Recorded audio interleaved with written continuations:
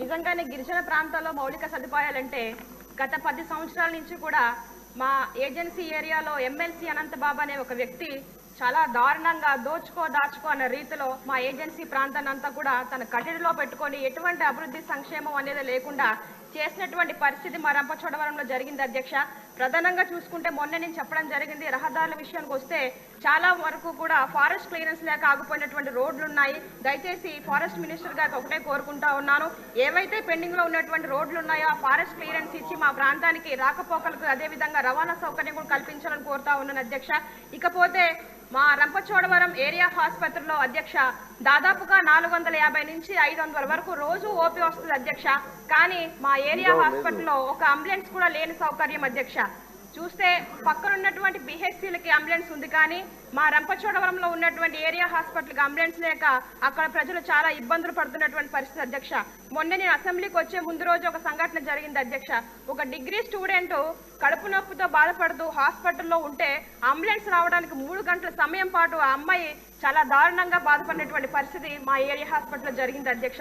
ఇది కేవలం ఈ అంబులెన్స్ సౌకర్యం లేకపోవడం వల్లే అక్కడ ఉన్నటువంటి గిరిజనులు ఇలాంటి ఇబ్బందులు పడతా ఉన్నారని తమ దృష్టికి తీసుకొస్తా ఉన్నాను అధ్యక్ష. ఇకపోతే మాకి ఏదైనా ఏజెన్సీ ప్రాంతం నుంచి రిఫర్ చేస్తే కాకినాడ రాజమండ్రి ప్రభుత్వ హాస్పిటల్కి రిఫర్ చేస్తా ఉన్నారు అధ్యక్ష. అక్కడ ప్రజలు ఏంటంటే మేము కాకినాడ కానీ రాజమండ్రి వెళ్తే సగం భయంతోనే మేము చచ్చిపోతామేమో, అక్కడికి వెళ్తే మాకు సరిగా పట్టించుకోరు, సరైన ట్రీట్మెంట్ ఉంటుందనే భయంతోనే చాలా మంది మార్గం మధ్యలోనే చనిపోయినటువంటి పరిస్థితి అధ్యక్ష. దయచేసి నేను ఒకటే కోరుకుంటూ ఉన్నాను, గతంలో మన ప్రభుత్వం ఉన్నప్పుడు అధ్యక్ష ఏజెన్సీ ప్రాంతం అధ్యక్ష ఇంకా చాలా సమస్యలు ఉన్నాయి అధ్యక్ష. అయిపోయింది ఒక 2 నిమిషాలు అధ్యక్ష.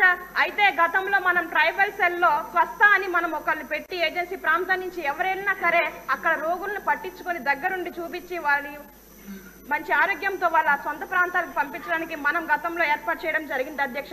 అటు రీతిగానే ఇప్పుడు కూడా కాకినాడ రాజమండ్రి అదేవిధంగా వైజాగ్ లో ఉన్నటువంటి ప్రభుత్వ హాస్పిటల్లో ఈ ట్రైబల్ సెల్ స్వస్థాలను ఏర్పాటు చేసినట్లయితే మా గిరిజనుల యొక్క ఆరోగ్యాలన్నీ కూడా బాగుపడతాయి, మేలు చేసిన వారు అవుతారని మరొకసారి కోరుకుంటున్నాను అధ్యక్ష. మరొక విషయం అధ్యక్ష, ఏజెన్సీ ప్రాంతం ప్రజలందరూ కూడా వ్యవసాయం మీద ఆధారపడతా ఉన్నారు అధ్యక్ష. అయితే ఇప్పుడు వ్యవసాయ పనిముట్లైనటువంటి పైప్స్ అని కానీ లేకపోతే స్ప్రేయింగ్లను కానీ పవర్ టిల్లర్లను కానీ ట్రాక్టర్లను కానీ గతంలో మనం ఉన్నప్పుడు 90% సబ్సిడీతో ఇచ్చేవాళ్ళం అధ్యక్ష. కానీ ఇప్పుడు 50% సబ్సిడీ అంటా ఉన్నారు అధ్యక్ష. గిరిజన ప్రాంతంలో గిరిజనులు ఉన్నారు, గిరిజనేతలు ఉన్నప్పటికీ కూడా అంత వ్యయం చేసి ఆ పనిముట్లు కొనుక్కోలేరు కనుక అధ్యక్ష దయచేసి నేను వ్యవసాయ శాఖ మినిస్టర్ గారికి ఒకటే కోరుకుంటా ఉన్నాను, ఆ సబ్సిడీ అనేది 90% పెట్టినట్లయితే మన రాష్ట్ర ప్రభుత్వం 50%, ఐటీడీఎల్ 40% పెడితే 90%తో రైతులందరూ కూడా ఆ యొక్క పరికరాలు తీసుకొని వ్యవసాయం చేసుకొని మరి బ్రతుకుల్లో వెలుగులు నింపుకోవడానికి మంచి అవకాశం ఉంటుంది కనుక అధ్యక్ష ఈ విషయాన్ని కూడా తమ దృష్టిలో పెడతా ఉన్నాను అధ్యక్ష. అవకాశం ఇచ్చిన ధన్యవాదాలు.